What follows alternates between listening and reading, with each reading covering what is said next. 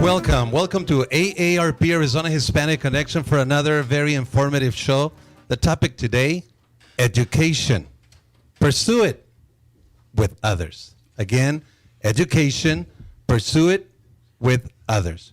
I remind you that this radio show is being transmitted via Facebook Live. So if you do Facebook, please find us. Find us on Facebook at AARP Arizona Hispanic Connection and share the show. It's very important to us. We already are nearing 1,900 followers, which is not too bad. Not too bad. We are doing pretty good. But we would like to get to 2,000 pretty soon and then get the shows to average at least 500 views. That's immediate goal that we have. Again, education, pursue it with others. We have very distinguished guests with us today. Those three folks who have basically walk the talk, kind of walk through the journey of education, and they have great experiences, great input, great insights. And also, they represent organizations and programs that will help your children. If you're listening out there, you're a parent. Most likely, they're going to be parents. Children are at school right now.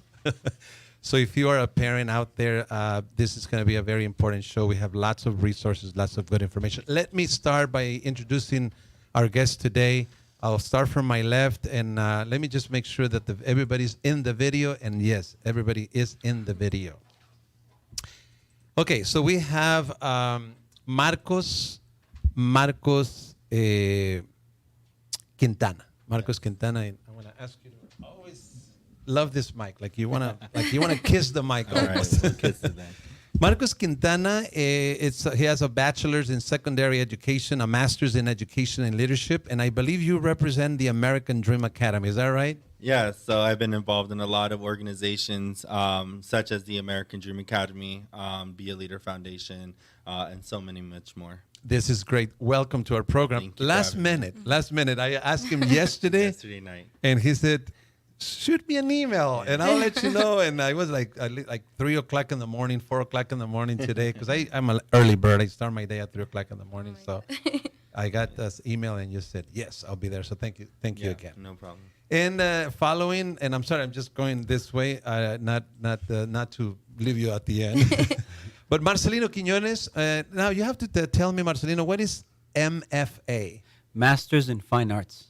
Ooh, fine arts. Is that like acting and all that good That's stuff? acting, it's theater, it's creativity, it's writing, it's directing. So I have a master's in fine arts.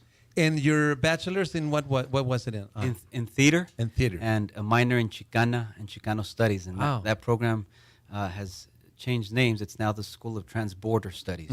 But also a former high school English teacher in the morning. So kudos to you for getting so much done in our community. Gracias. Thank you.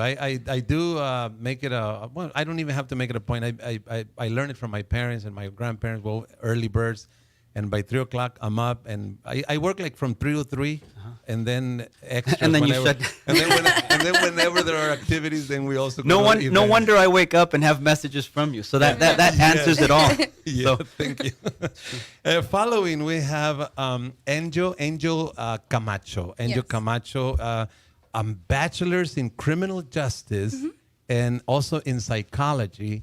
But then you also had the certification. Can you mention it for us, so please? I got a graduate certificate in forensic psychology. So. And you are representing Big Brothers, Big Sisters, correct? Yes. So we're a mentoring organization. Right. I am currently a mentor. I've been a mentor for 4 years. I'm an employee, so I'm a program specialist. And I also was a youth in the program for 10 years. Okay. You know, when before the show, Marcos was telling me that when he was in school, that this amazing programs that our youth have today, they were just non-existent, correct? They were non-existent, or at least, I guess, not communicated to me. Yeah. Right. Yeah. Anyhow, let me just read a little bit before we start. I'm gonna basically ask a series of questions to kind of set the stage for you to share with the community your insights, your experiences, because I know. But let me read it first. Yeah. Without a doubt, education offers the best opportunities for success, for a better life, and for breaking cycles of poverty.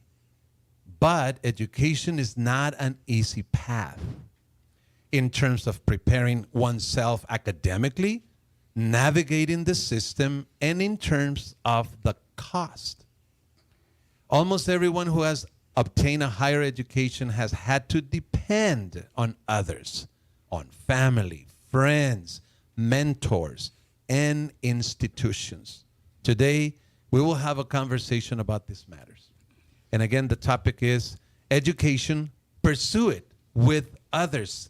You know that the saying, I don't know, I don't think Hillary Clinton said it, but he used to use it a lot. It takes a village, right? But I don't think it was her, if I remember right. No, she wrote a book, which she wrote a book. subsequently got a Grammy for, titled It Takes a Village. But that's an old, I believe, South African proverb.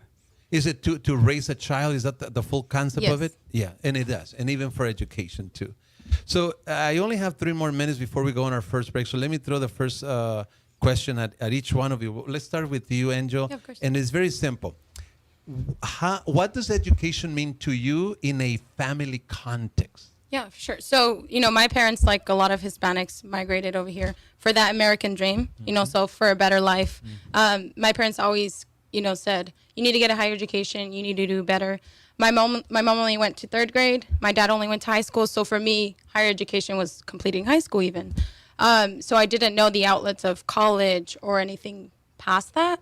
So I think for me, education is just knowledge. And like you're saying, depending on others. So it's not what you know, it's who you know as well. So that all ties in with how to progress and become a better person. Right. How about you, Marcos? Well, my family, I was the first one to even get into high school and get out of high school. And so, honestly, I was in the fight alone because no one knew where to go after high school, and even if there was a way out.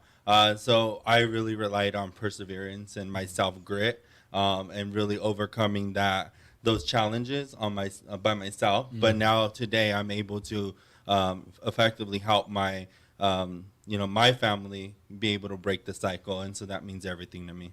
Yeah. Before we go on the break, Marcelino, your experience, I've heard it several times, but it doesn't hurt to hear it again. This is a new show. What does education mean to you in a personal context? Well, for me, A family context, I should. sure, exactly.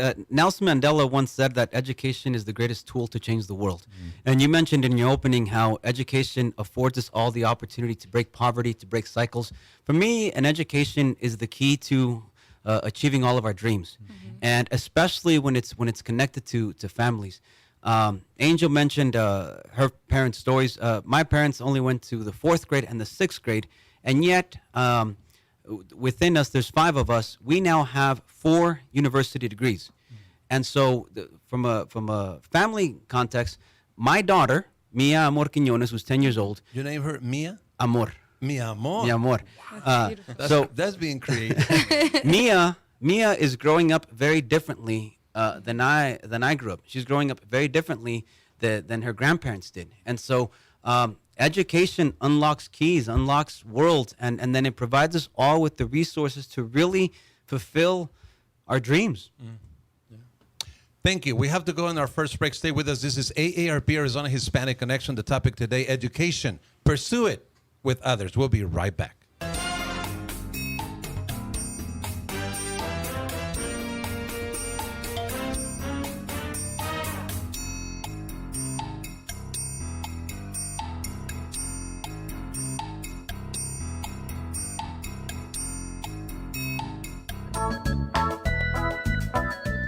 Thank you. Thank you for staying with us. This is AARP Arizona Hispanic Connection. Oh, I'm so happy. I am so happy. I have the best job in the world to have guests such as yourself and to engage in a conversation that is so necessary and so worthwhile.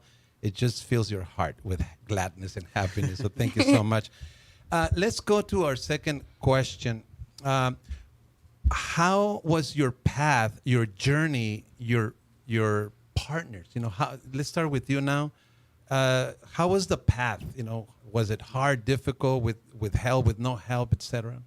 Yeah, well, obviously we always have the teachers that are the teachers who are going to inspire us to do great. For me, that was my student council teacher. She continued to push me and make me the leader that I am today. Family, yeah, they were supportive.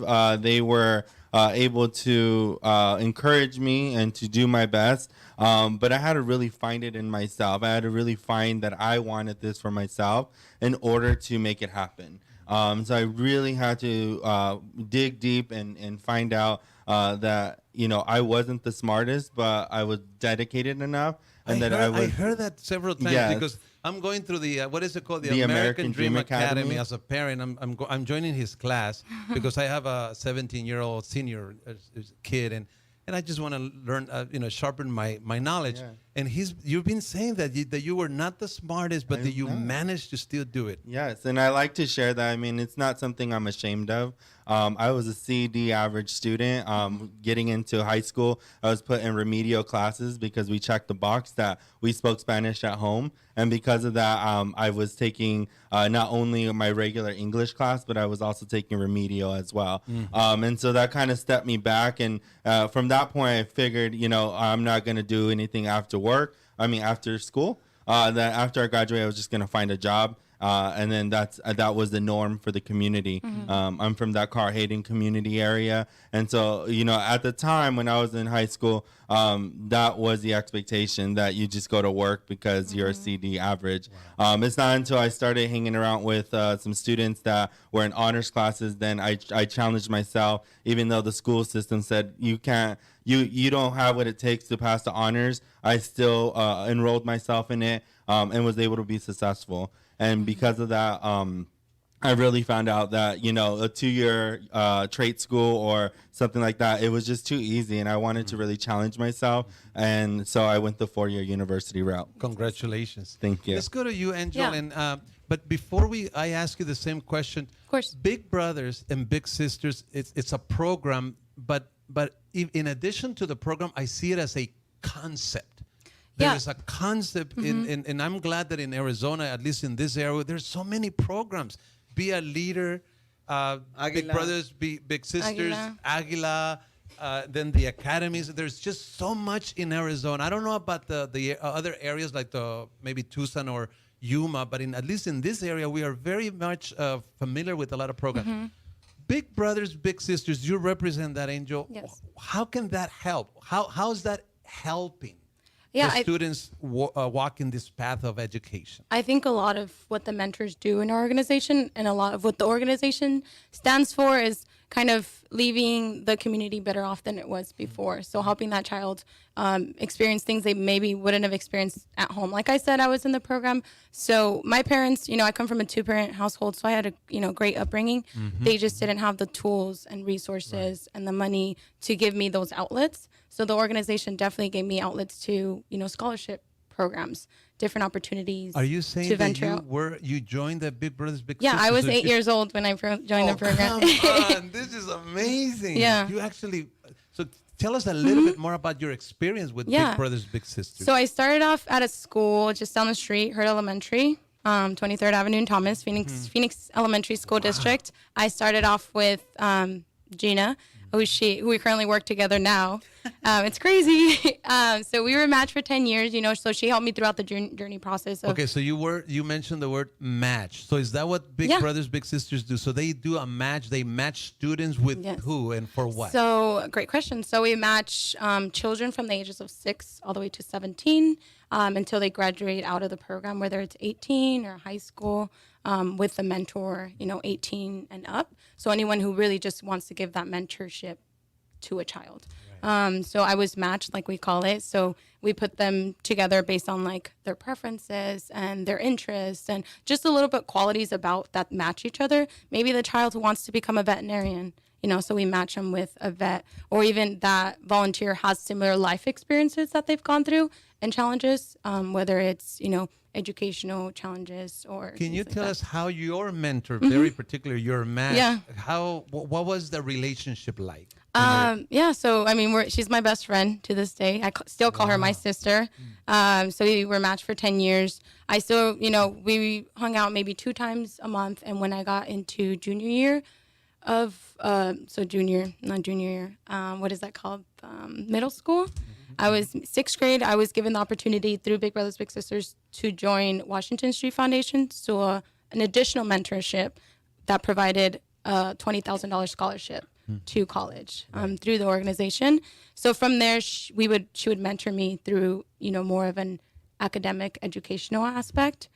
I still remember, from there, she pretty much pushed me, exposed me to all these different things that my parents maybe never would have exposed me to, or us being the first generation, none of us knew what we were headed to, just like you were mentioning. Right. And so I still remember the first day of college, even I think it was the first week, I called her and I said, nope, I'm dropping out. This is too much. I was at GCU, full ride scholarship, and I was going to give everything up because we're never told what it is that you have to go through, and you start feeling like this isn't where I belong.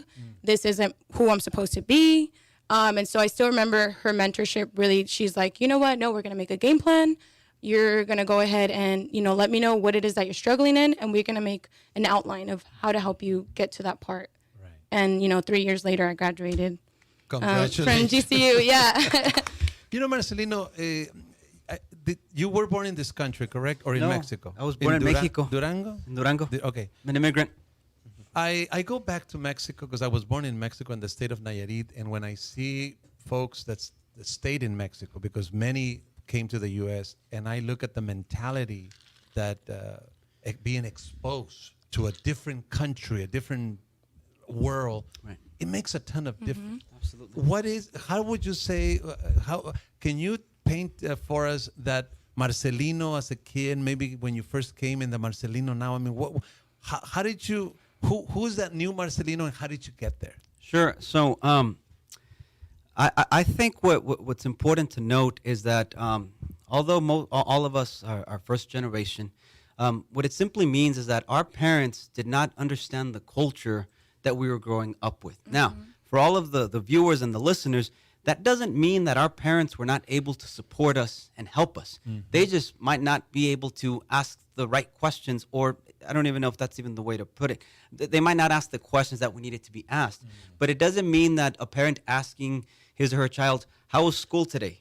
What are you interested? What do you want to do when you grow up? All of those simple things make a tremendous impact, because ultimately that's what the mentors do. They ask you about the well-being, the roundedness of a person. And so I just want to make sure that parents understand that even though they might not have a college degree, they can still make an effort. They can still make an impact. Now, my story, I was in Mr. Bernstein's class in the 4th grade, and I got called to read out loud. We were reading Ramona Quimby, and I did not know how to read. I was a 4th grader who did not know how to read, and I was called out, and then I ended up going home that day and telling my mom, and she sat me down on the counter, and she took out a book in Spanish, and then she taught me how to read in Spanish. So you did not know how to read in English nor Spanish? English nor Spanish. And then once my mom sat me down and I understood that letters have sounds and that when you put sounds together, they make words, then that sort of opened up my entire world. So I often get in trouble now as an adult because if I'm not doing something that I'm supposed to be doing, I'm typically on the couch with a book because I have a lot of catching up to do. So that was sort of the path. And then one really quick story. When I was in the 6th grade, my mom, and even to this day, she'll clean houses. And I went with her to go clean a house, and we pulled up to a red light. This was in San Jose, California. And she turned around and she said, Marce, ¿a dónde vas a ir tú al colegio? Marce, where are you going to college? And it was the first time that I'd heard the word college outside of television or school. And at that moment, David, my entire world opened up because I began to think, wow, my mother, who did not have these opportunities, because ultimately it's about that. They didn't have these opportunities to excel, to succeed in this culture. She's curious about my future and my education. And so that simple question, Marce, ¿a dónde vas a ir al colegio? I call it my red light story. It opened up a floodgate of opportunities. Amazing. You know, when I was young, all my parents could do is, vayan a la escuela. Claro. Vayan a la escuela. Yes. And then on my wife's side, the parents was just, if you work, don't give me any money. It's all for your school, for your school. Wow. So they were supportive until the point of their whatever they were at. So they obviously they loved us, but they were so busy making ends meet and Exactly. working long hours, 2-3 jobs that, and then they themselves didn't know the system. And I'm not even sure that even then there was as much resources or as many resources as today. Would you agree with that? Yeah, so you touched on something kind of what I do at the American Dream Academy, and you can attest to this. Right. We had the conversation yesterday that it is so important to understand or ask the right questions for parents. I believe you asked a question, well, what's the benefit of me being here without my child, right? And I said, well, the benefit is that you get to ask the questions, the hard questions. Right. Get to understand what's going on in that mind of the 17-year-old so that you can effectively support them as they move forward. You understand words like, FAFSA and all the different components that come to that, a GPA, right? And so that's what the American Dream Academy really strives for is we facilitate conversations between the students and the parents. Parents who wouldn't otherwise be able to have these conversations. They don't know what to ask. And so we're here to open that door and allow that conversation to occur. So in the last minute that we have to go on the next break, I think it is very obvious that today there are resources. And this is so great because the parents, even if they don't know the system, it's okay. Yeah. Even if they don't know anything, it's okay. There's just so much. Yeah. ASU has programs, Big Brothers, Big Sisters, the American Dream Academy. I mean, Zoilo Felix was supposed to be here, and I told him not to come because it was already a full house. But I hope he's watching the show via Facebook Live. But Zoilo Felix represents the Be a Leader Foundation. He does some incredible work out there in the community. He just got back from a community college conference out there in Indiana. Him and Be a Leader and the rest of the team, they do some incredible work. And I was talking to you about I was part of the Be a Leader Foundation as a mentor, so I can definitely speak to that and the impact it has on our community. Extremely encouraging. I said again, and we'll go on the next break.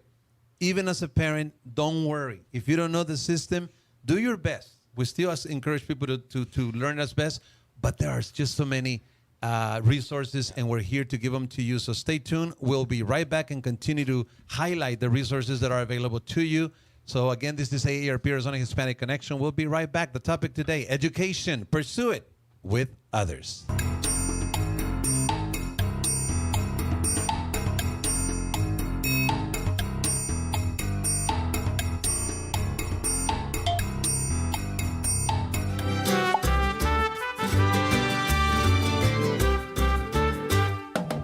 Thank you. Thank you for staying with us. This is AARP Arizona Hispanic Connection. Very, very important topic today, education, pursue it with others. I'm going to address, I want to ask you to, for us to address 3 areas. But before I do, real quick, and what could have made your experience better? What could have made it better growing up and, with not the support not being there from your parents? Anything, like in your case, you highlight that there are so many resources today. Yeah. Anything else other than that? Yeah, I mean, just to figure out where those resources are, but, like was mentioned, someone to really come to and share what my problems were and how I could effectively address them. Mm-hmm. How about you? And anything? I mean, it seems like you had a good support system with, Big Brothers, Big Sisters. Mm-hmm. Anything that you can think of that, let's say you have children, what would you different if they had the same experience? What would you change or do different? I think the biggest thing is, and I know I'm super proud of you going straight to university, but I think the biggest thing is understanding it's okay to start off at the community college. Okay. If, we don't have those resources, that income level or anything like that. I know tons of people that went that route and did community college and then went to university. A degree is a degree, doesn't matter how you got there. It doesn't matter what steps you had to take, you did it at the end of the route. So I think the biggest thing that I would tell my kids is just asking those questions. So being okay with my parents asking those questions instead of taking it as oh, you don't really know, instead of acknowledging that they're still trying. Right. Yeah. Anything else that you would do different? No, I'm no, and only because I think that struggle strengthens you. And I think that journey makes you want to share these resources with others. So looking back at my experience, I feel really grateful for the work that my parents did for me and for my siblings. I've told my mom and dad that even though my degrees say Marcelino Quiñones, when I look at them, I see Gregorio and Ofelia Quiñones. I see their names. Amazing. So I'm proud of the struggle that I had to do, because I think it gave me some strength. Right. So let's address three areas. One is the what prepares a child for higher education academically. Let's move away for a bit in terms of the support system. Right. So academically, because I think it's so important. Once you think you're falling behind, that's gonna be like a weight on you that you're gonna say, "Oh man, how am I am already behind." So what would you tell the parents to do with their children, even if they don't know what to do, but resources, reading? I mean, how do you prepare a child for higher education so that they don't miss the learning blocks that I know it's necessary, so that when you get there, you're ready? So I'll start off with this one. I think something that every parent can do and should do is speak to their students in complete sentences.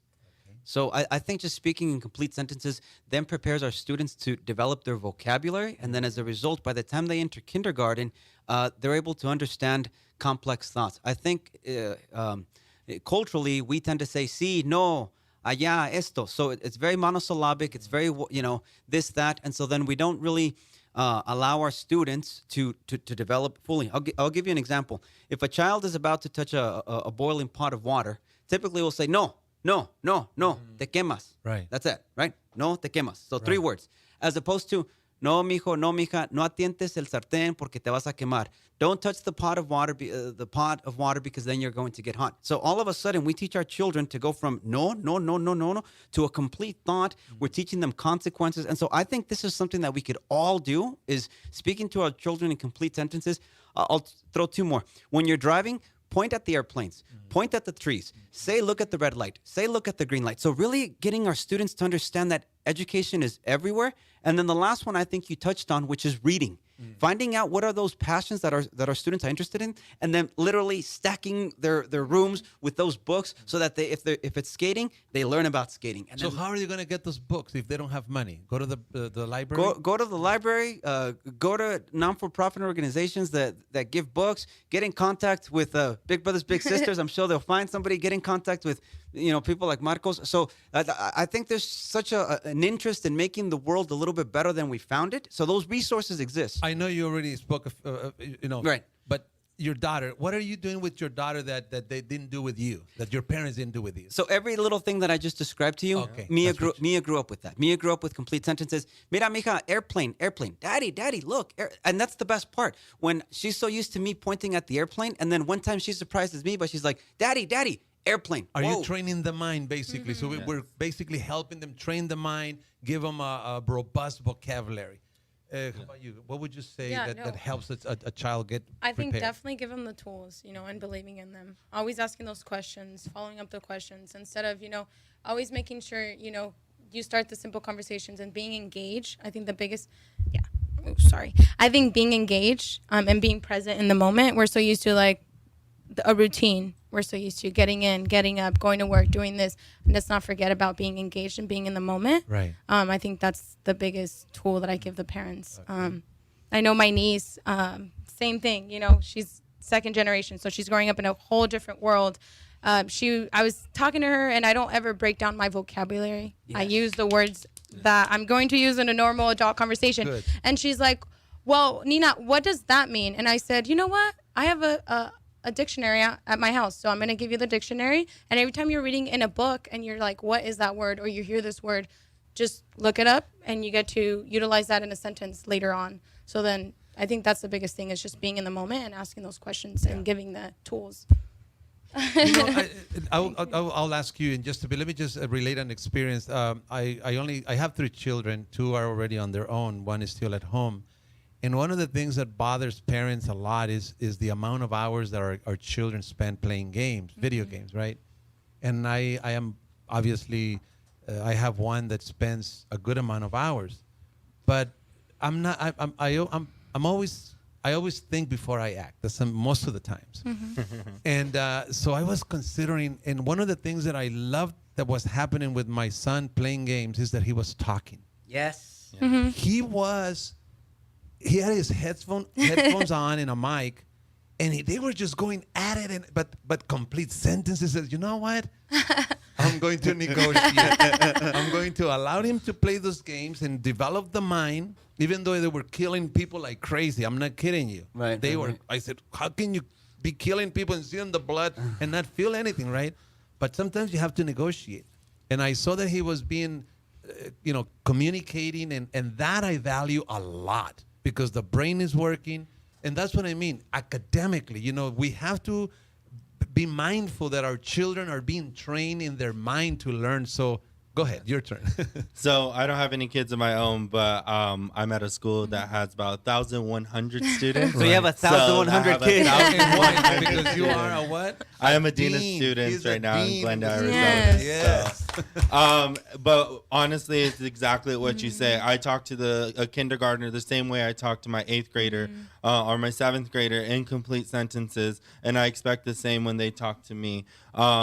If we're writing, I make sure that they're writing, if they're reflecting on their behavior, that they're writing in complete sentences. The big conversation I have with a lot of my middle school students is we got to get to using proper grammar on the phone. I literally will not text anyone who is texting me in shortcut language because I've worked so hard to get to where I am, and I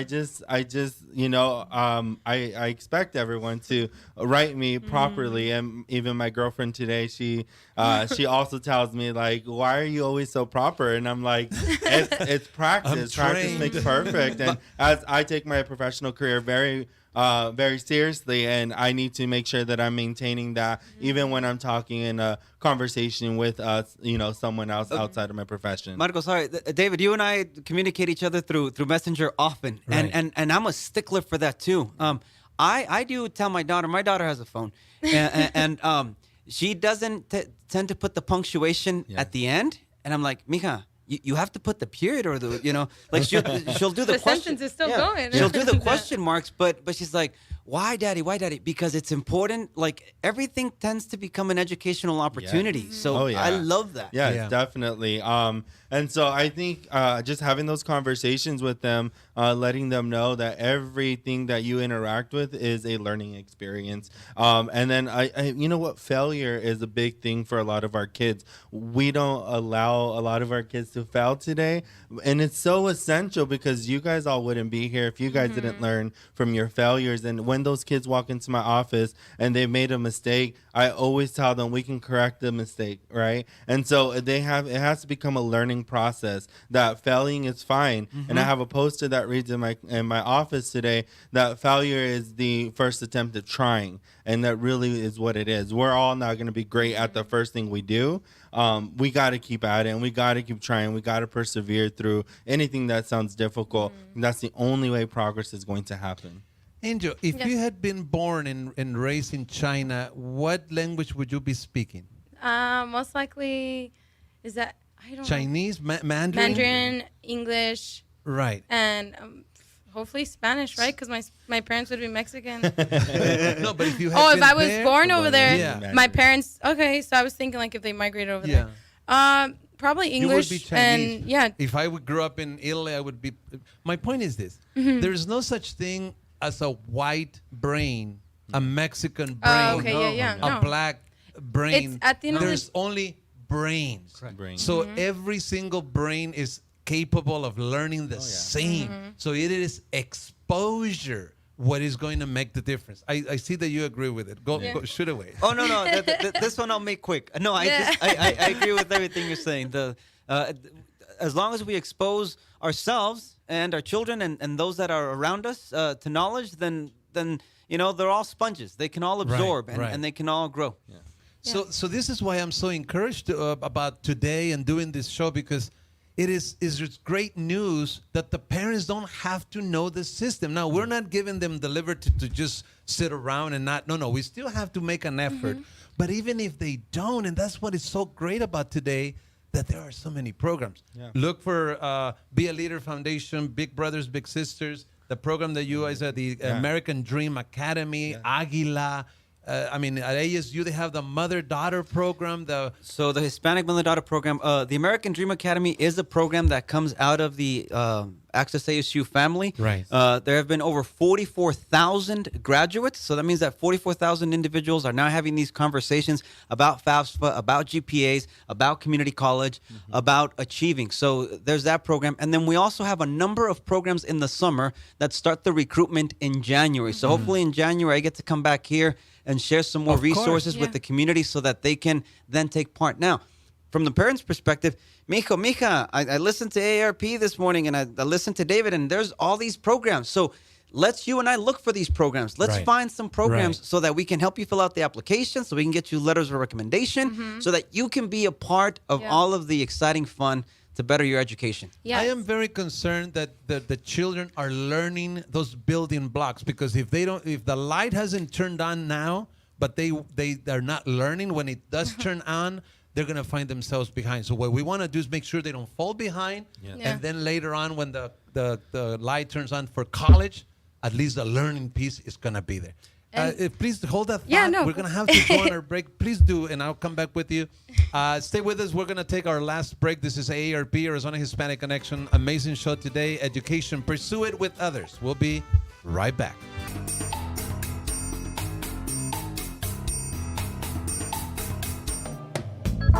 Thank you. Thank you for staying with us. This is AARP, Arizona Hispanic Connection. Education, pursue it with others. I thought about this topic, how to capture what we wanted to convey today, and I came. I honestly, let me say this, and I know time is going to run out. There's a verse in the Bible, and if you don't know it, it's Ecclesiastes. I think it's Ecclesiastes in Spanish, Ecclesiastes in English. Dice, and though a man might prevail against one who is alone, two will withstand him. A threefold cord is not quickly broken. So this is a very popular verse in the Bible. So basically, it talks about if you're by yourself, it's easy for someone to knock you down. But once you have two, and then if you have three, forget it.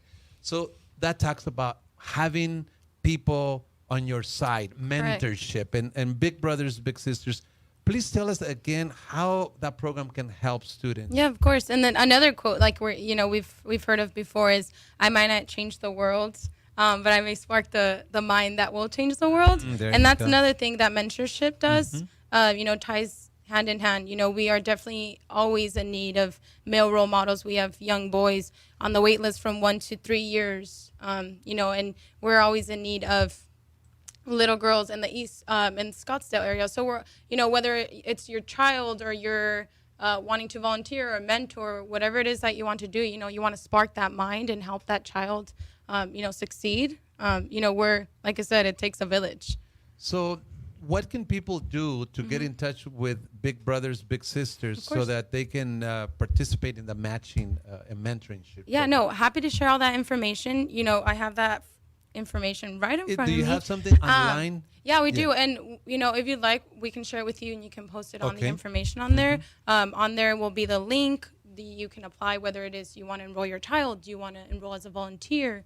We're a nonprofit organization. So we're you're always looking in need for of volunteers, and then the parents can basically take their children to that program to find a mentor. Correct. Yeah. Basically. So with whether it's a volunteer or a child, they all go through a process of interviewing and seeing what the program can fit for them and how the program can fit for them. And I ask you the question off the air. Obviously, all the volunteers have to go through a very strict background check because obviously they're going to be engaging with minors, right? Yeah. So they have to have.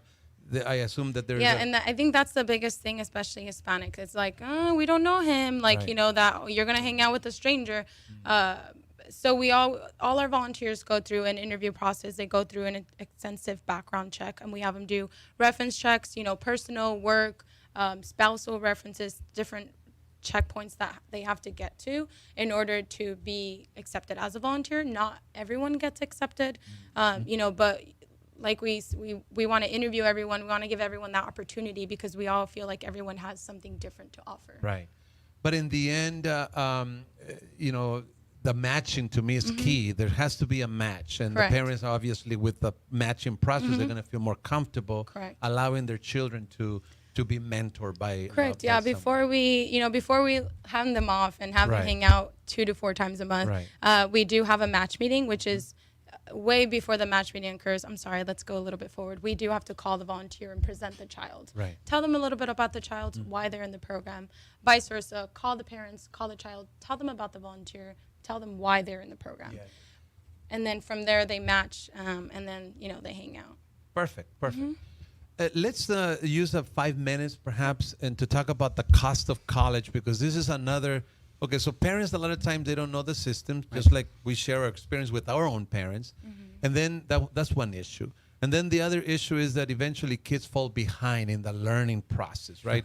The discipline, the study habits, Right. the homeworks and the grades, and just kind of developing their brains and learnings.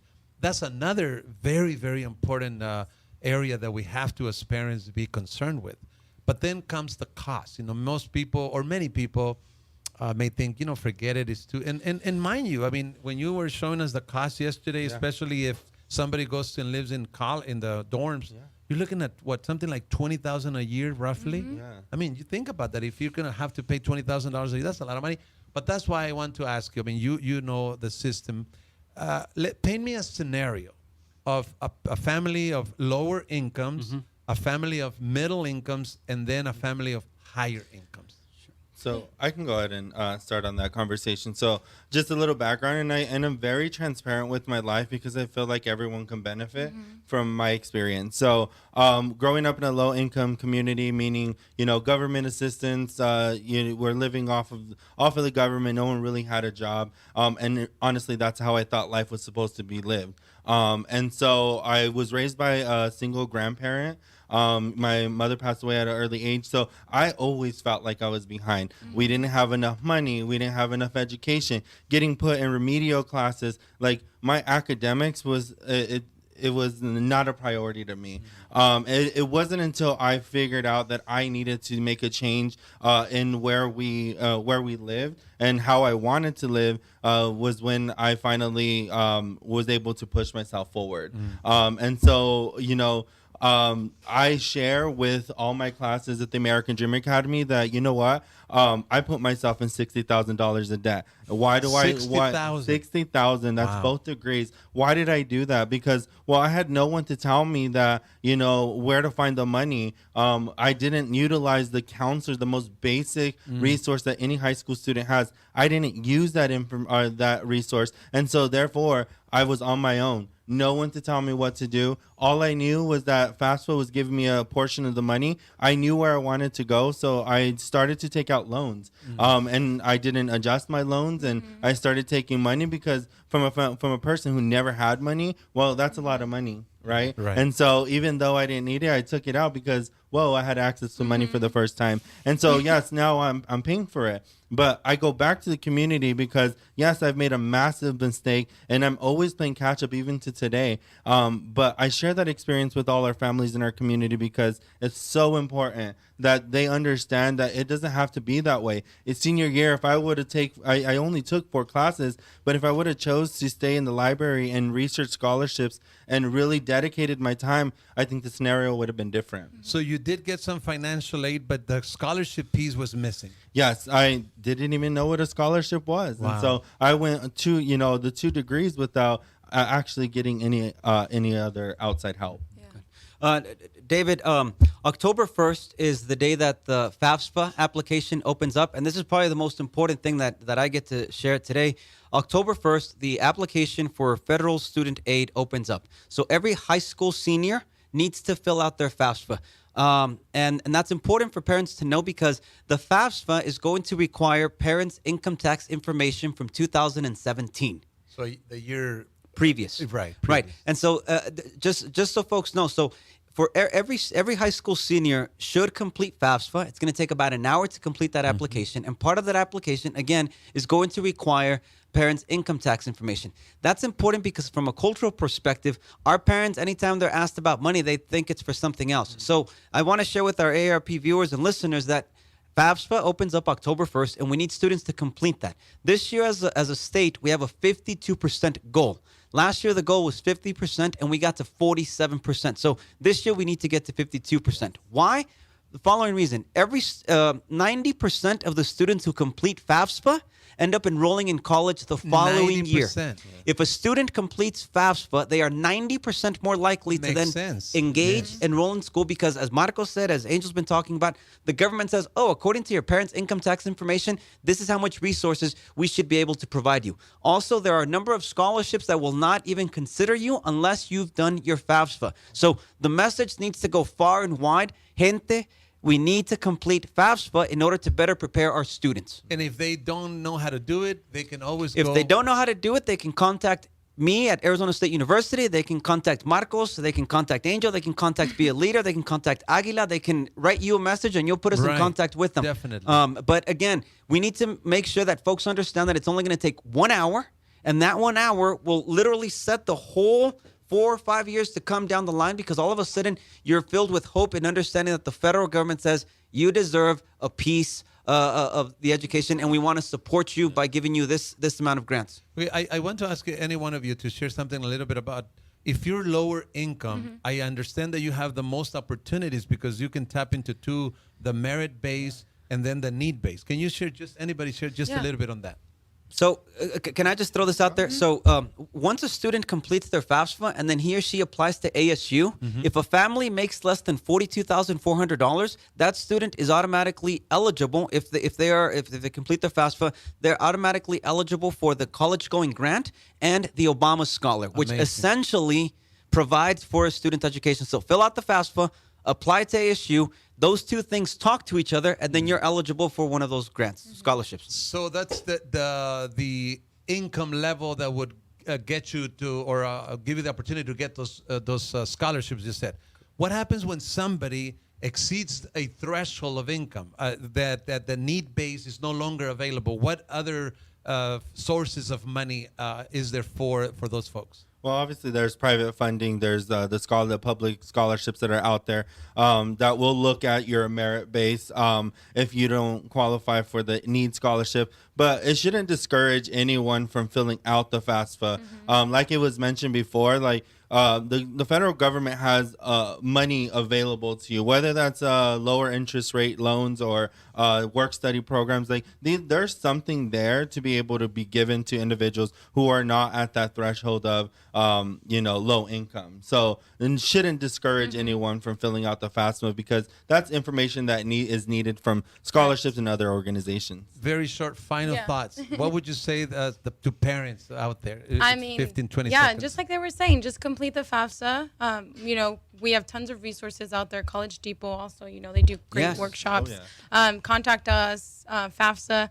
Just get your taxes. I know that's the biggest key thing that people think. It's like, oh, I'll guess it, I'll do this. Just get those paperwork ahead of time. We have a month or so, right? 10 seconds. For me, I think your title says it all. Education, it's going to take all of us. So we've shared a number of resources. The message is that there's a lot of us here to help, wanting to make sure that everyone gets an education. Final thoughts. Yeah, so I mean, reach out, tap into the resources and the organizations that are here to support you. A lot of people, they just don't take the energy and the time out of their day to be able to get that information. I am very happy. Again, I say it again, there's just so much help, so many resources in our community. Even parents who don't understand the system now, very different than in our time. So thank you to Marcos Quintana, Marcelino Quiñones, Angel Camacho. Thank you so very much to each one of you. And thank you for joining us today. This is all the time for now. See you next time.